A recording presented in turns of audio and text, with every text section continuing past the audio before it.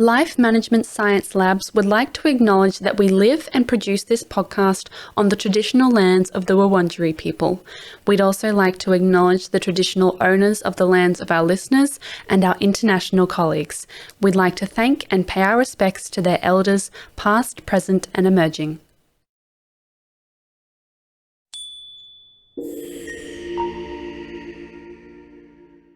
Hello everyone and welcome to Work in Progress, the Personal Productivity Science Insights podcast produced by LMSL, the Life Management Science Labs. We are champions of life management science, providing structured insights informed by science and inspired by practice on key aspects of conscious living. Each week, we bring you scientific and practical insights on each element with the expert knowledge of professionals in the field. Let's get started. Hi, everyone, and welcome back to the show. I'm Gabriella Yastro, your host for today. And today we're going to be talking about how stress management can contribute to mental health preservation and the promotion of productivity. So I'm talking today with Dr. Dan Andreae, who is an award-winning professor of psychology and health at many universities in Toronto, and who has been involved in helping many organizations achieve their goals. Hi, how are you? Hi, Gabriella. It's my pleasure to be here with you in Toronto here now. I'll tell you, I'd love to be in Australia right now in Melbourne. We're in the middle of our winter right now, and you're entering fall, I understand. Yes, I think that fall or autumn is the best time of year to be in Melbourne because there's a bit less rain. It's not too hot or too cold, and the leaves are just beautiful. So yes, wishing you were here as well. Okay. You'd rather be there than here probably, but it's lovely in Canada. Different kind of love. So yes. I'd love to get to know you a little bit better. So how did you get into this area? And tell us a bit more about yourself. Well, sure. I live in Toronto and have been here for many, many years. And in terms of my career, I've been a professor for about 25 years, teaching at university and colleges. I've taught actually 45 different subjects, covering a whole variety of different topics, but certainly psychology, education, and health are really my very favorite ones. And I consider myself to be a specialist, mainly in psychology and health and mental health too as well. I've been a previous executive director. I was the first executive director in Toronto of the Alzheimer Society, which was the first society, I put in this pitch, formed anywhere in the world, ahead of New York or London or anywhere. So that was a great experience. And when it came to understanding stress, that's certainly where I really got my feet wet, because you're dealing with caregivers and patients and helping them deal with very difficult situations, trying to help them cope, with all the obstacles and challenges that come along with that. I was also the director of an organization, Toronto General Hospital, where we set up the National Eating Disorder Information Center around anorexia, bulimia, etc. And again, the amount of stress that's covered by that whole area, as in any area, was significant. So Val and I've taught about stress at university. I'm involved in different organizations. I'm the patron of Brain Injury Canada, and was on the international board of the Weizmann Institute of Science over in Rehovot, Israel, and a wonderful organization, one of the best in the world for research and education. I've been involved in many, many other organizations.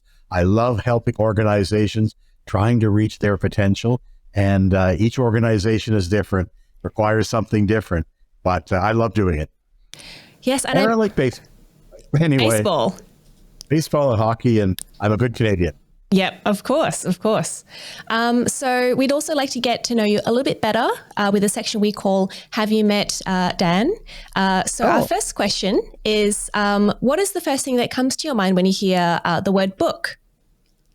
Book. It's about, I just came back from a vacation in Florida, sitting around a pool. The sun was there, reading a book, and do that for entertainment, pleasure, and just to relax. I find reading very relaxing for me. So the opposite of stress. Yeah, it's exactly. It's a coping mechanism. We all need them. Do you have a favorite book? Boy, there are many. I was reading actually one about circadian rhythms and how important they are in terms of human biology. in that sense. And I like reading books to do with history and current events and health too as well. Read a book by Gabor Mate, how the body relates, how you are really doing psychologically and emotionally. They're tied in. The body and mind are so linked in together. So that was a fascinating book to expand my understanding and appreciation for that, duality. Yeah, that's a very interesting topic. Yeah. But do you have, what about, what comes to mind when you hear the word movie? Movie, sitting back with popcorn and sitting back and watching a good movie. I love documentaries too as well, but probably to be, again, a coping mechanism for me to be able to escape for a little bit of time, but also to be moved in some way, emotionally. If that happens, I enjoy the movie for certain different kinds of movies, depending on my mood. Okay. Sometimes a comedy, sometimes something much more serious. Depends on what's needed at the time. Yes, I definitely find I have to be in the right mood to watch a something dramatic or something very serious. Otherwise, I just won't feel good when I'm watching it, and I won't enjoy the movie at all. Really? Can I ask you, have you seen a recent movie, for example? I'm trying to think. Well, no, I can't actually think of a movie I've seen recently. I'm currently studying and working, so unfortunately all my evenings are taken up in front of the computer. Right. Okay. You're a diligent student. I know that. And of course, with COVID having happened, that ties into work and productivity. We can talk about that. But things were closed down here in Toronto. And so really those 2 years were very difficult and very stressful for so many people. And now certain things are being done differently. People are working more at home, how we're buying things, for example, online, how we're entertaining ourselves and being entertained has changed. So we're still coming out of it and trying to cope with the stress of all these transitions, some good, some difficult, but we're doing the best we can. Yes, I do remember the first time I went back to the movies after COVID, and I was so worried. I wore a mask the whole time. Yeah. And now we're probably a little bit lax now, but we don't wear a mask when you go to the movies, a bit less stressed about it, which is probably not good. But do you listen to any podcasts? I do. I listen to podcasts. I love ones on psychology or on politics, for example. Travel, it's another one too, which I really enjoy and love what's called public radio here, for example, in North America. And people in the States, for example, may know what I'm talking about, NPR, with one of the podcasts there. So when I can, I'm busy like you are, but when I can, I find it really informative and a way to see the world in a different way. We tend to get thinking in a certain sphere, a certain manner, and always good to challenge ourselves and learn new information, build on what we already know. Is there like a podcast in particular that you'd recommend? It's a very good question. There are a couple of them actually, in terms of politics. And there are a couple in the back of my mind. Give me a moment, okay? And I'll get back to you on. Yeah. Okay. And do you have a famous role model? A role model? Well, a famous one. I'm thinking, one thing I do is I collect signatures of famous people. Maybe we shouldn't spend too much time on that, but I have Albert Einstein's cane. He's signed by Albert Einstein. I have a Beethoven's Fifth Symphony, not the only copy he made, by the way. Newton, and another one who I really enjoy, and that is a fellow called Dr. Albert Schweitzer. Now, the people of a certain age, they may not know him, but he was a great humanitarian who did work in Africa, and he was really a role model in terms of reaching out and engaging people as a tremendous humanitarian, a real empath. So I would say he'd be up there fairly high on my list. Wow, yeah. And it's very cool that you collect their signatures and autographs. It's nice to have something that they have, I guess, touched. Well, that's right. I mean, in a way, it's symbolic, obviously, and it's the closest you can get to them. And so there's a vicarious sense of knowing them.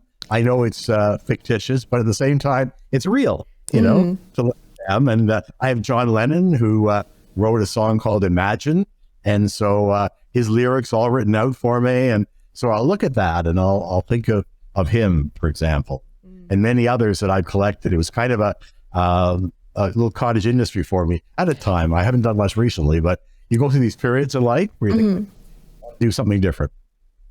Yes, I definitely relate to having different periods of your life where you're sort of captivated by different things, certainly.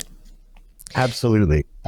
So I guess our first question is going to be, how do you define personal productivity?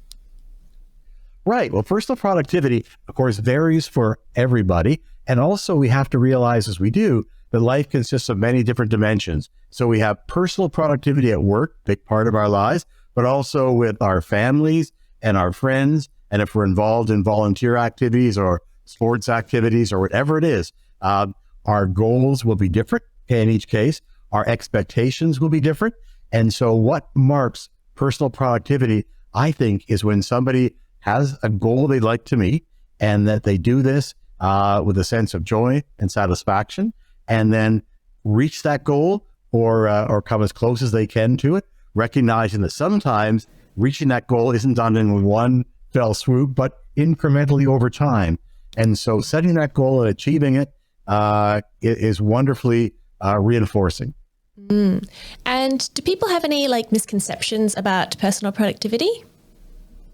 Yeah, I think people do. Again, everybody's different on this, but it could be setting goals that perhaps are not realistic. If I said to you, I wanted to climb Mount Everest tomorrow, it's not going to happen. Or if I wanted to be a basketball player, I'm 5'7", I'll never get there. So the goals, I think, have to be realistic in that sense. And also to recognize that you have to pace yourself very often. There's something in psychology, you may have studied it in your own classes, Gabriella, but it's called the Yerkes-Dodson curve. And what it shows is that stress is important, in the beginning to motivate you. No stress, we become lethargic and sit back, and it's hard to get moving. And that little bit of stress is motivating, because stress can help us focus. Our attention becomes much more direct. It actually boosts our immune system. And certainly we know it's so helpful if we're going into an exam, maybe anxiety there too, of course, but in a sporting match, for example, it gets us motivated. But at a certain point, we reach the maximum that way.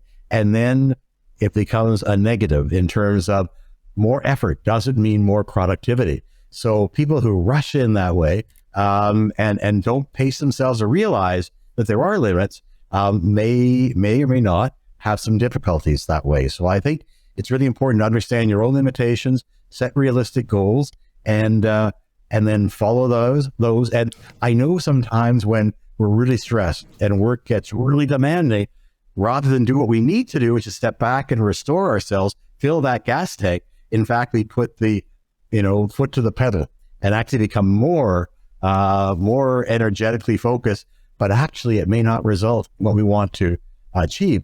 It's contrary in many respects to the messages we get in our society, which is to produce more. And a lot of myths come out of that. You and I, if I can say this, were speaking before the broadcast about sleep. Now, as we talk further on about productivity, if I was to say one thing that people could do, and of course, stress, measures, relaxation is important, diet, exercise. But if there's one thing more than anything else, I would say it's sleep. The getting your hours of sleep so that you can refresh yourself and meet the next day. Because we know that if, for example, we don't sleep well, then we're grumpy and irritable and anxious.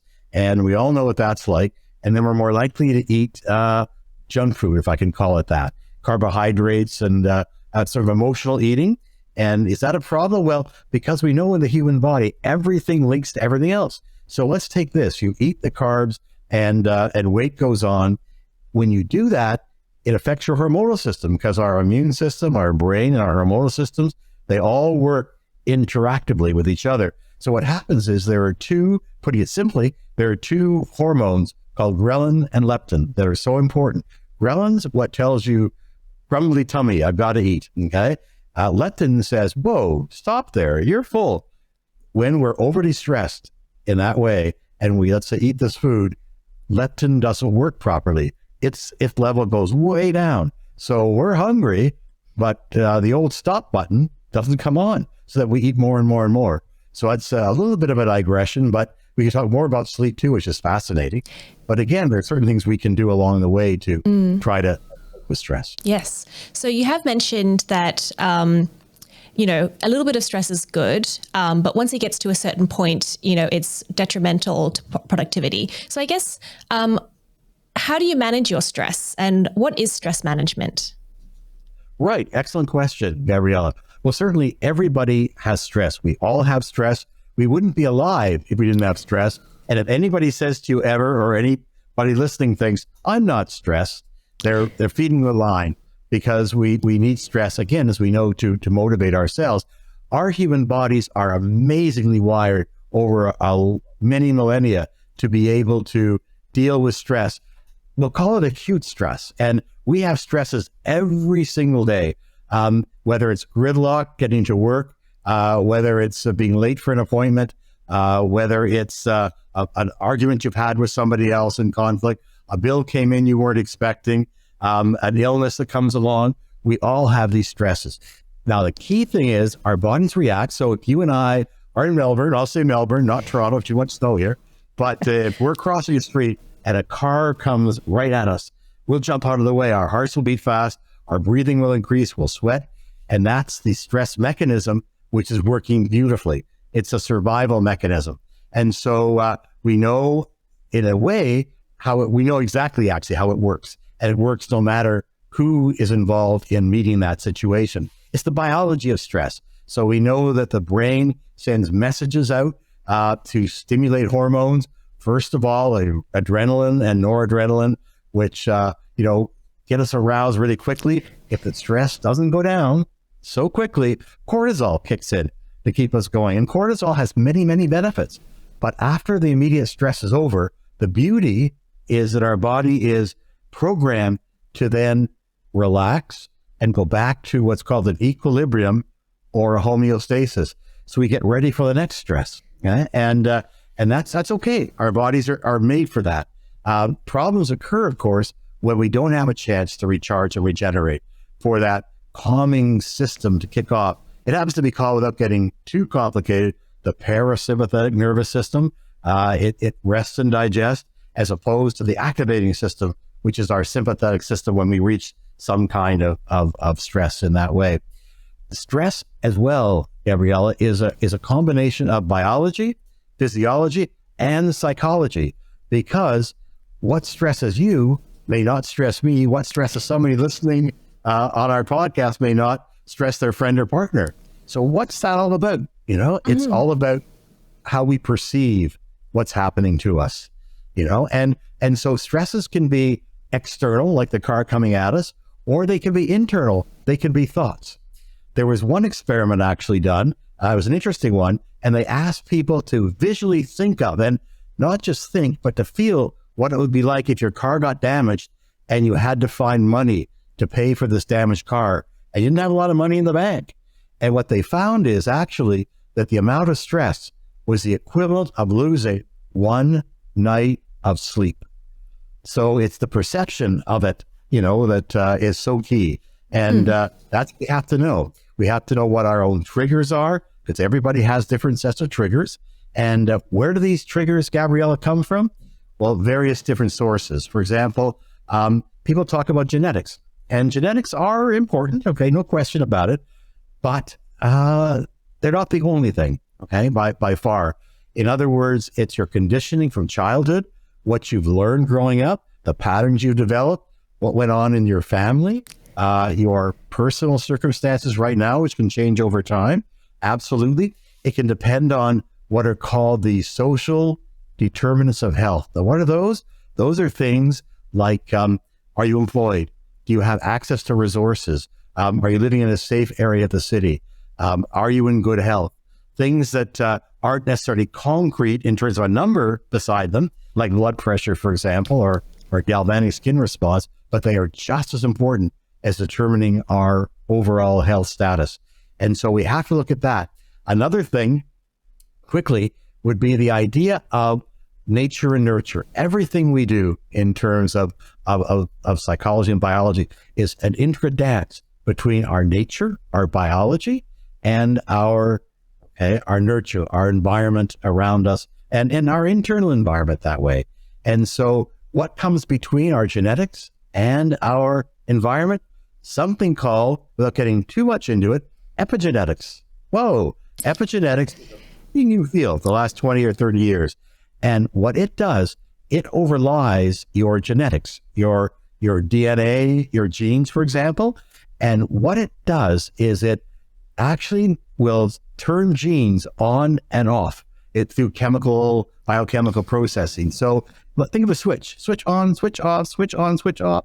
And so what makes this happen? It's the interaction with the environment. Now, what does the epigenetics include? It includes things like where you live, what kind of food you eat, what kind of work you do, who your friends are, a whole bunch of other things that are interacting always with your nature and your nurture.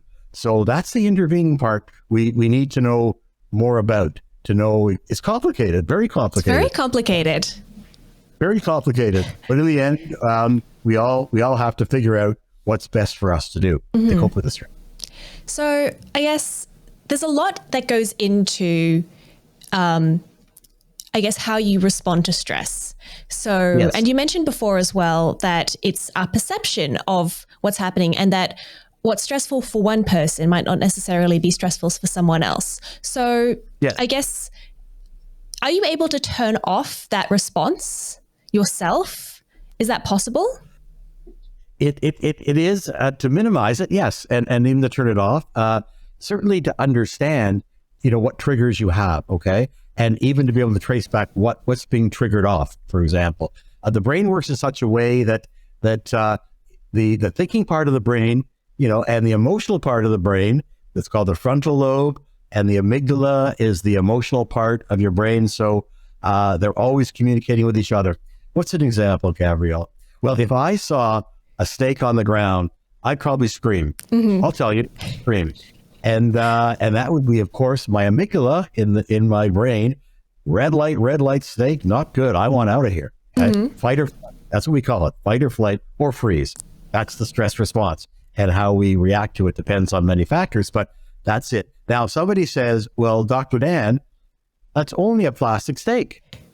Oh, okay. Then normally what would happen is the frontal lobe, the thinking lobe would say, amygdala back there, you don't need to get so excited. It's only a plastic steak. It would send a message back and the amygdala would go, poof, thank heavens, we're going back to a normal state. When we're overly stressed, that communication pattern may not work so well. And so the message doesn't get from here to back there, and people become very stressed and panicked about that. And bringing that down can be very difficult. So certainly what you want to do is to trigger off this parasympathetic system, which is the rest and digest. Has to do with something called the vagal nerve. Again, I don't want to get too much into it, but it's a nerve that runs from your cranium all the way down through your body. It kind of is like a serpentine weaving part that goes through your heart, your lungs, your stomach, your intestines that way. And there are ways and techniques and models to be able to stimulate this nerve so that you can come back to rest. People do it through things like deep breathing, okay?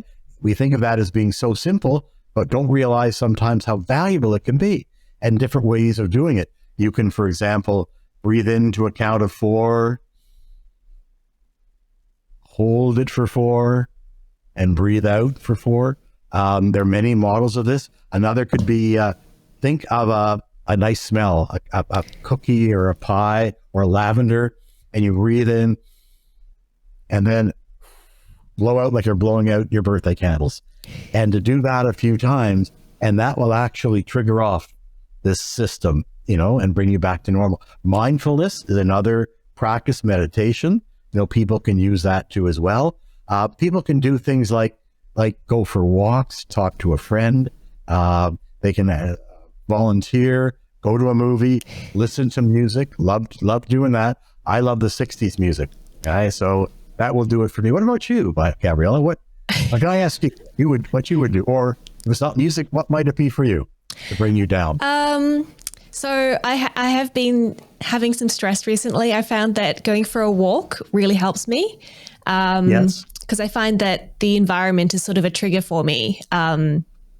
That I will continue to feel stressed if I stay in the house. And if I go outside, I will generally start to calm down. Wonderful.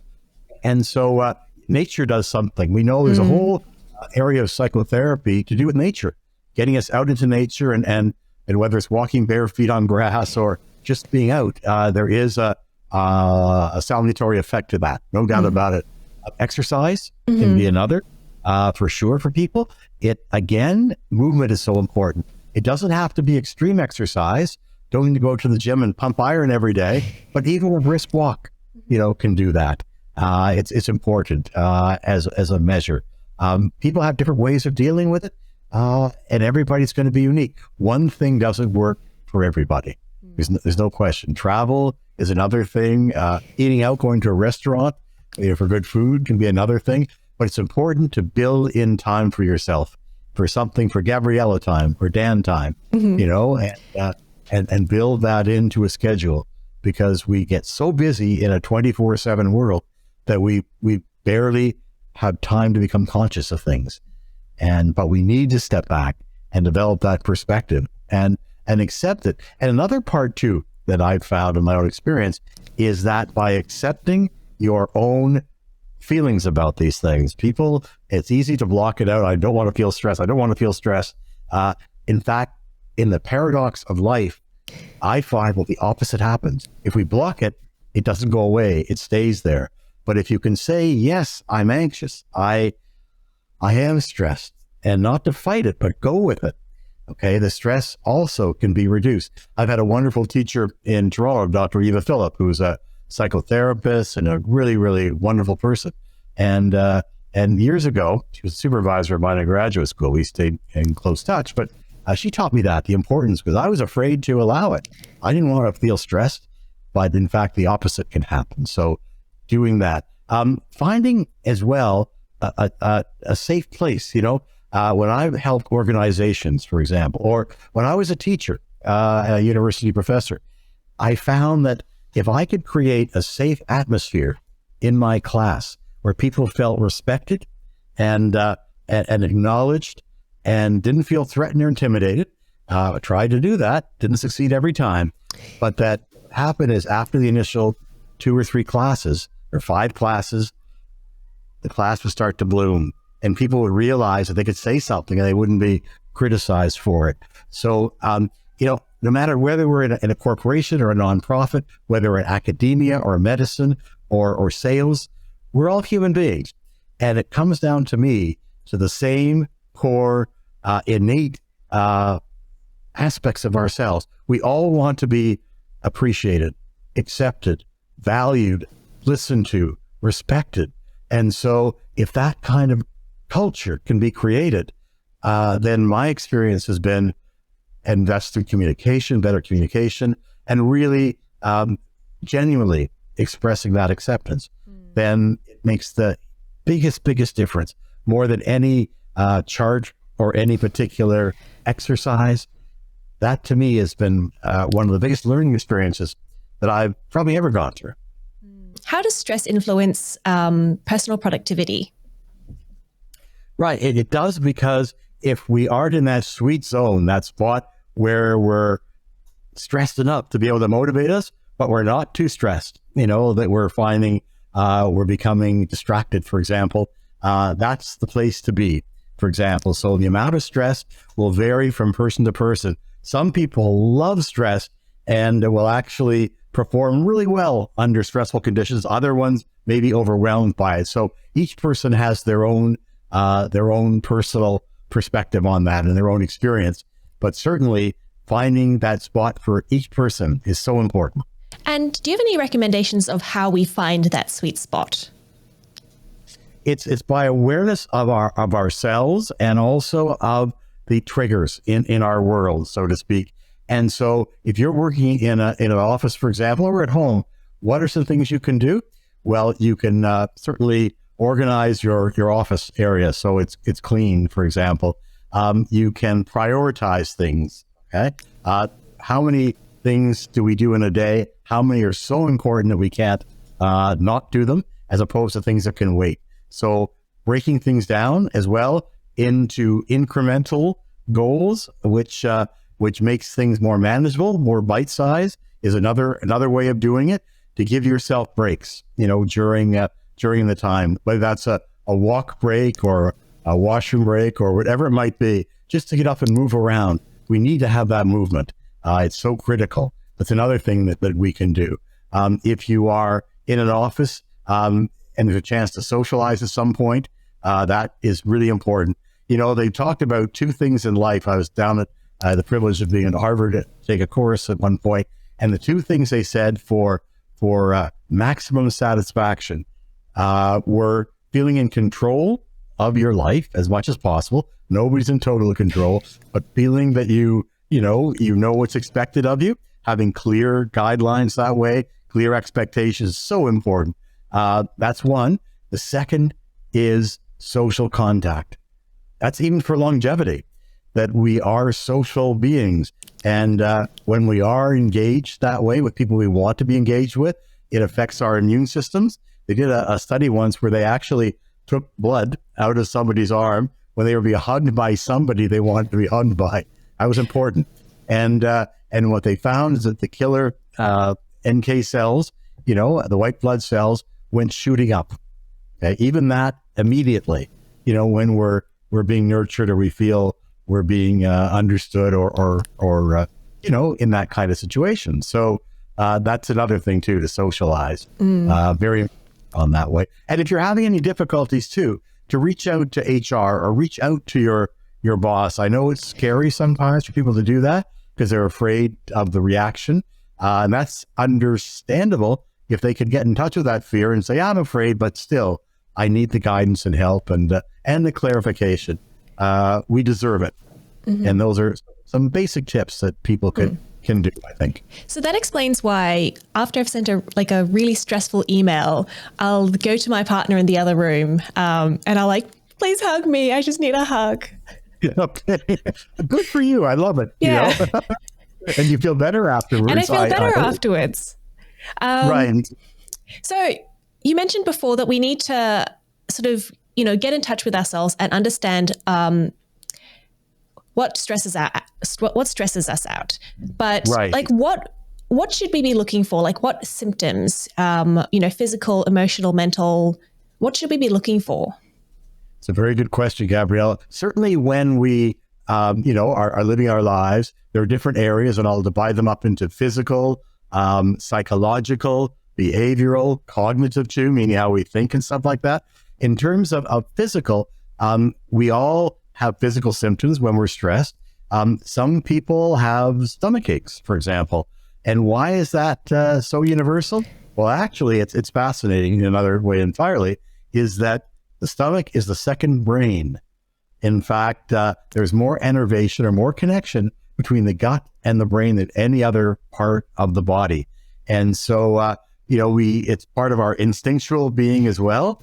And so we react very quickly in many cases. So do you realize that 90% of our serotonin, which is kind of our calming hormone, is not in your head, it's in your gut. Almost 80% of your immune system is in your gut. Oh, interesting. Only your DNA is what you see. The other 99% is in your gut with the bacteria. Wow. So, what I'm pointing out here is that everybody has a vulnerability of some kind. So could be headaches, could be psoriasis, could be an eating condition, eating disorder. It doesn't matter what it is. If you find that you're becoming more physically affected in some way, that could be a red light that indeed stress is getting to you. And again, some days are going to be more stressful than others. It isn't a constant thing. I think in my own mind is that there's a threshold. Each day we walk into work or whatever, and some days there may not be as much stress and we don't pass that threshold. Other days there could be 4 or 5 things all piling up, and then we pass that threshold and the symptoms, build up.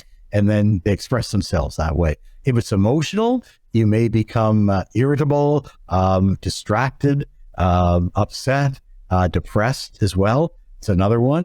If it's to do with behavioral, again, it might be around an addiction, or drinking, for example, or eating too much. If it's around cognitive, it may again be trouble focusing and concentrating on things that we all do at times. There's no doubt about it, but it's not problematic in the sense that it's not interfering with our ability to be productive. I mean, perfection doesn't exist. I mean, we're all human beings, and in life, we go through ups and downs every single day.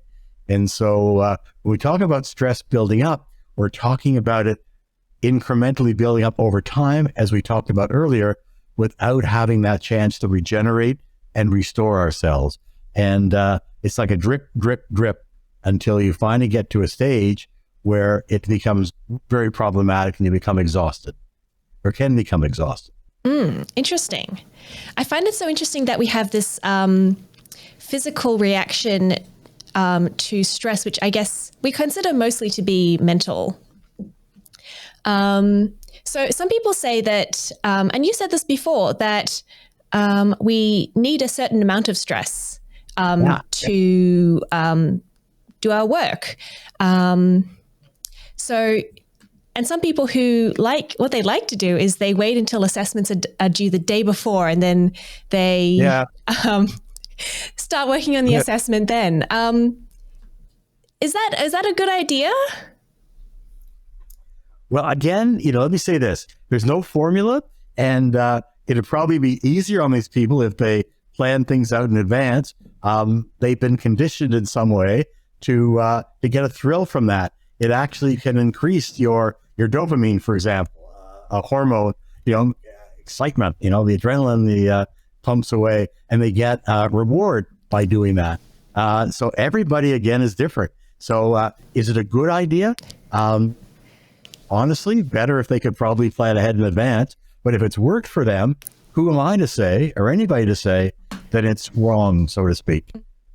Hopefully they'd be able to, in other respects, balance it out in some way, with some form of we haven't talked about it yet, but work-life balance. Mm-hmm. And that's very important too, to have that personal and work, I'll call it not balance, but integration. Mm-hmm. That's a better word, actually, to integrate those things and make sure that you are making time for yourself, as we talked about earlier, in addition to the work. And you mentioned, so what is a work-life balance, I guess, or the work-life integration? Work-life integration is when you are meeting your own needs, your own personal needs. And so if we look at the things that we should be doing to balance this out, number one, as I say, is sleep. I mean, we need sleep because we talked about that earlier. We need it because it consolidates our memories and our emotions. It also releases the growth hormone that repairs our muscles. It's an emotional catharsis through our dreams. That's another piece of it too as well. It's also so important because it also allows us when we're asleep to clean out the garbage, so to speak, in our brains that build up the toxicity every single day. We have it's amazing. We have 100 billion, numbers vary, 100 billion neurons. It's just incredible. We've explored outer space. Now we've made great strides, but we're just at the very beginning of understanding and unraveling the mysteries of this 100 billion neuron 3-pound machine that has about maybe 10 times as many glial or support cells and 100 trillion connections, and going all the time. One thing people ask me sometimes is it really true we only use 10% of our brains? And that's come from various urban myths. No, we use all of our brains day and night, but we use certain parts of our brains more often depending on what we're doing. So the idea is there's a 90% they're vacant is really just a big myth. I definitely heard that as a kid growing up. I was glad to learn that it's not true. It's not true. Not true at all. So what is burnout and how is stress different from burnout? they're cousins. Okay, they're not the same. With stress, you're roused up, right, to try to meet the challenge, and that's when we talk about the fight, flight, or freeze perspective, because we feel under some kind of threat.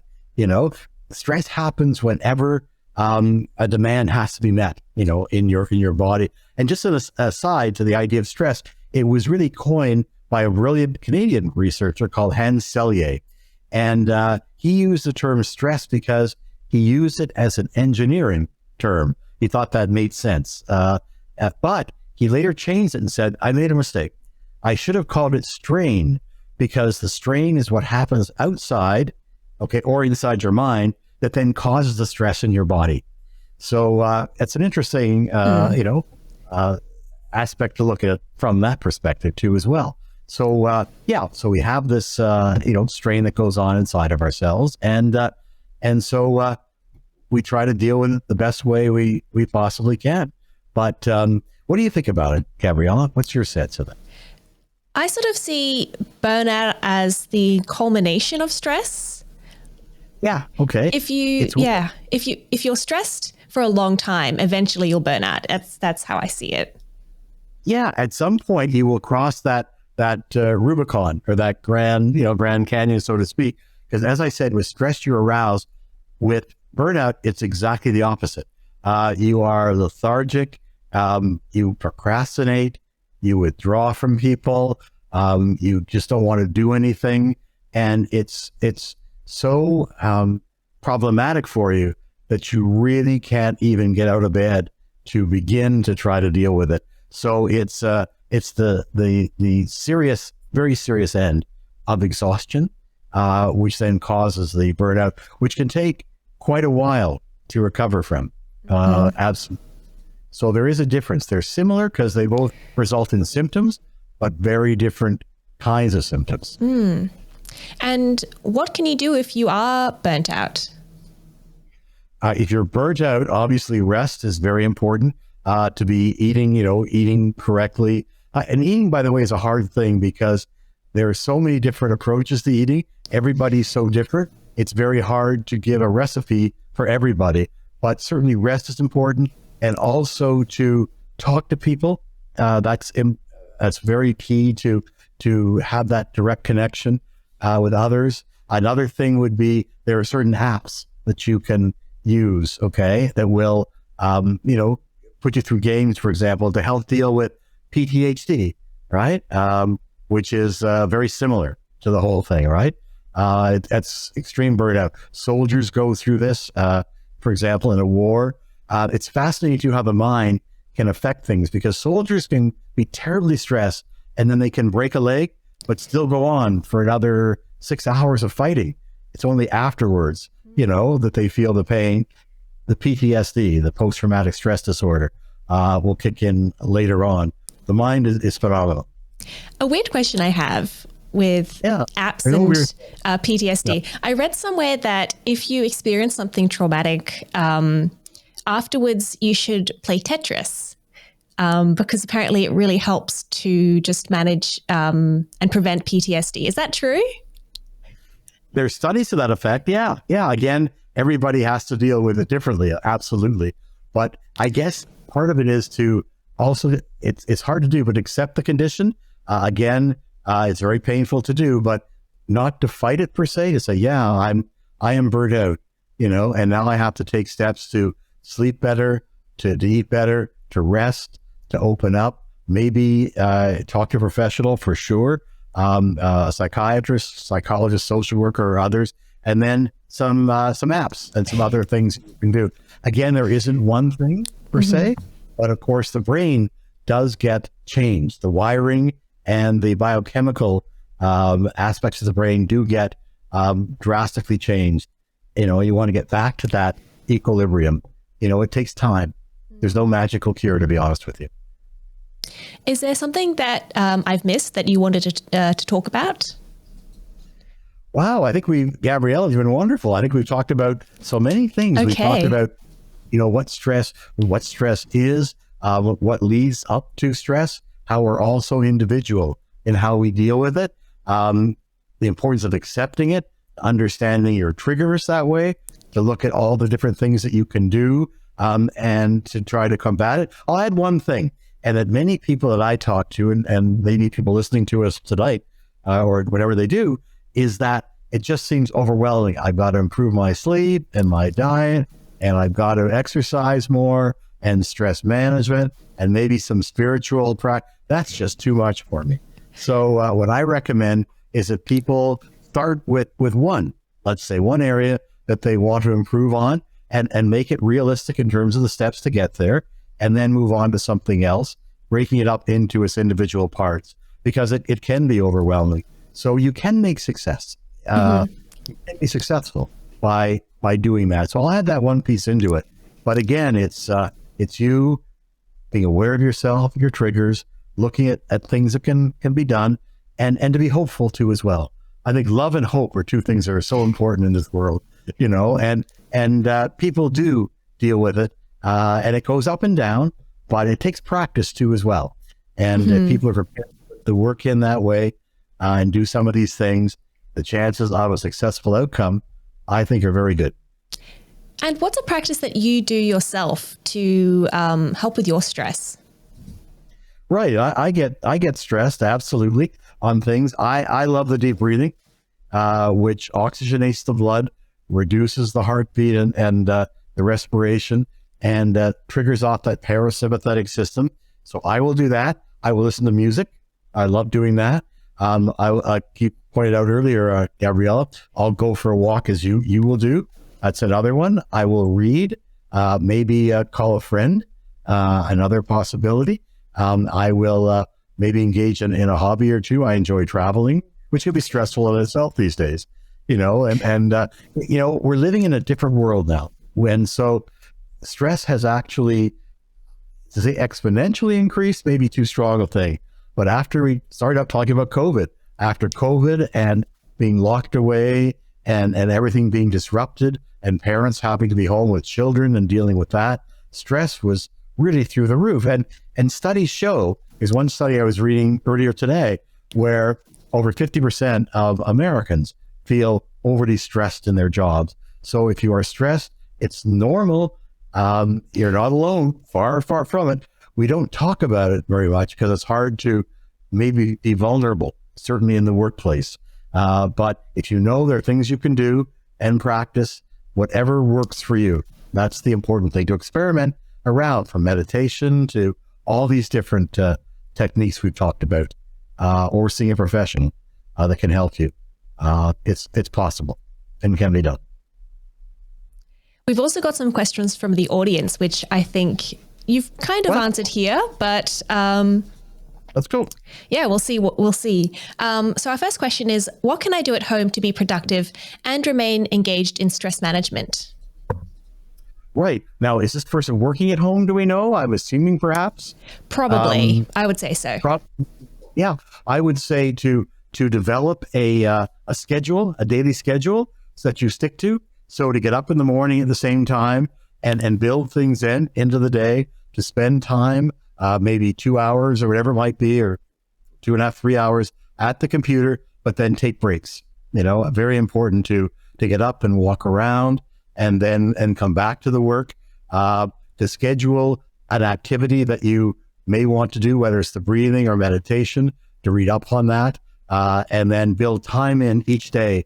Let's say in the morning and the evening, but certainly even starting out 10 minutes a day, once a day, to practice the meditation or the mindfulness or whatever you think would be helpful to you. It's got to be built in. It's easy to ignore it, when you get really busy, but that takes practice and work. So schedule, take regular breaks, build into your day something that you can enjoy, whatever that thing may be.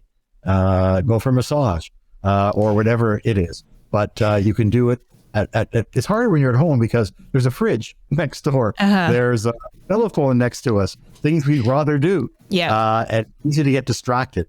So do anything you can do to minimize that distraction. Keep the office area very clean and uncluttered. That's an issue for me. But I find whenever I do get around to cleaning it, and I feel refreshed. It's so interesting because something that you're suggesting is something that my partner already does, which is he loves going for a walk during his lunch break and buying something exciting for him to eat, or just getting a coffee or something. So yeah, I think it's good to know. I love it. And build a reward in for yourself, whether it's through the practice you're going to do, or maybe at the end of the week or something, you'll go out and buy something for yourself. Doesn't need to be cheap, but some reward for yourself. And again, it's important to make the reward fairly short term. It's like, for example, with a child that you say, clean your room and I'll give you $1 2 weeks from now. Won't work, but you do it afterwards. We adults are the same way. So to build it in on a schedule, if that's what you want to do, but really to try to be good to yourself. I mean, that's so important. Self-acceptance as well as self-awareness. Our second question is, what are some ways to manage stress and promote mental well-being? We've talked about some of those too as well. Again, it all depends on this person, but that would be, again, I put sleep at the top of the list, and that means setting a set time for bed, each night, and making sure you don't drink coffee, a few hours before you go to bed in most cases, that way, that you don't have blue light, in your, in your bedroom, for example, because blue light actually stimulates the brain to stay awake. It stops something called melatonin, which puts us to sleep from producing. So you need to be practical around that. Keep the bedroom, organized and clean. Be very important. Take a bath before, perhaps, or whatever you want to do. Make sure you have a routine in the last hour, 45 minutes of the day that you can follow, whether it's reading a book or watching, some television or whatever you want to do that will do it for you. Not to eat a heavy meal as well before you go to bed. Maybe a light snack, whatever. Something like warm milk with tryptophan, which is a relaxing, chemical. Some people I know put lavender on their pillow. For example, it smells it's very relaxing as a product. There are other ones too as well. So I say sleep, number one, and number two, to be exercising, which again can just be a few minutes a day, maybe half an hour, less than that even. People say, well, I miss doing my exercise today. I'm a failure. No, some days you may not be up for it. You have to give yourself some slack. And that I find is really, really important, to be reassuring to yourself as you would like somebody else to be reassuring to you. But movement is the most important. Eating, more effectively, find out what works for you with eating. But we know fruits and vegetables, we've all heard of so many times, fruits and vegetables, cutting back on sweets, for example. Whenever, again, works through stress management. In terms of tapes, people listen to tapes at night, for example, relaxation tapes that bring them down. It works for some people, absolutely. These are some of the things you can do, plus the other aspects that we mentioned earlier on our broadcast. Thank you. I'll definitely be doing some of these, but I'm also glad to know that I am already on the right track. You are on the right track. Perfect. Absolutely. I love it. Now we have a section called the open mic, which is where you get to talk about something that you're interested in. Was there anything that you wanted to talk about today? Oh boy, what have people done in the past on this one? There's so many things. Oh gosh. On my show, people have talked about gardening, sort of grabbing chances and, taking a chance and sort of building their career from that. But it's a little bit different, my show. Okay, that's very cool. I would say one thing that I find very effective is visualization. Okay? Mm-hmm. And when I visualize or try to, it isn't just through my eyes. Okay? It's not just a cognitive thing or a thinking thing, but I try to put myself into how it smells, how it would touch. An example of an experiment I would teach in my class was of basketball players. And these are all kids, maybe 20, 21. They were all basically the same skill level. And so what they had is they had one group practice 2 hours a day. Okay. And they practice. The other group would sit there and visualize what's it like to go into the net. Okay. and how it would smell, feel, how their body might even ache after doing it several times. The third group was an hour of practice, an hour of visualization. And then after a couple of weeks, they measured the increase in scores if there were increases. All three groups increased. Which increased the most? Is it fair to ask you, or I can tell you, or what do you think? My guess is the one that did the physical and also the visualization together. That's what I said, but I was wrong. Oh. The visualizing. Oh. And so you ask yourself, why? How come? And it turns out the researchers found it's because they were always successful in their minds when they put the ball in, and they trained their mind to act to reinforce that positivity. And so, because the actual thing and the practice, the visualization and the practice, both good, but you didn't make mistakes. Interesting. I remember having a project where I had to develop, but many years ago, a manual for a seniors organization. And I had a vision in my mind. Wouldn't it be nice if the minister in Canada of seniors came down to open up this? And was it realistic? I'm not sure. But I just kept this vision in my mind of that happening and how it would happen, and even walk through the steps. Anyway, sometimes things don't work out in life, for sure, for all of us. And resiliency is part of life too. We need to build on as well. The minister came and opened it up, but it was just a belief, for example, and visualizing that to happen made a difference. And I find that that's really, really important for me. And I guess if you can visualize it, then you might take steps to actually make something come true as well. Yeah. Whereas if you don't believe that something will happen, and you don't take any steps towards it, then nothing will happen. Exactly. There has to be a conviction and a belief that can grow over time. Doesn't need to be right away, but with more visualization, more thinking about it, developing that positive attitude, and also being flexible to the extent that sometimes you have to change your direction. Like a sailboat or a sailor has to navigate through the wind, we have to navigate through life too as well. And so it's never a linear process straight through, but to be flexible and then to, if it's possible, to develop that resilience, recognizing that everything I do may not work out, but I don't need to catastrophize about it. That indeed I can feel about it, I can feel upset about it, I can try to understand what mightn't have gone right, and then get back on the horse. And we all, to succeed, have had many bumps along the way and many, many defeats along the way. When you see somebody on camera or whatever, it's so easy to think that somehow they are there because they're perfect. No, far from it. We are all human. We all have our strengths. We all have our liabilities. We all have our desires, our goals, and these can change, but it's a question of believing in yourself. And that confidence is a big part of being able to eventually deal more effectively with stress. Definitely. I think that's a great sentiment. And I think that I will be moving visualization into my podcasts. I'll think about how great they're going to be in the future, and also into my studies as well. You're very good. No, thank you. I'm really...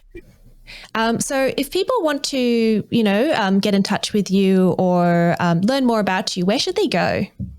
Sure. I'd prefer right now an email. And if they wanted to send it to Dan, DAN, Andreae, a different spelling, it's ANDREAE,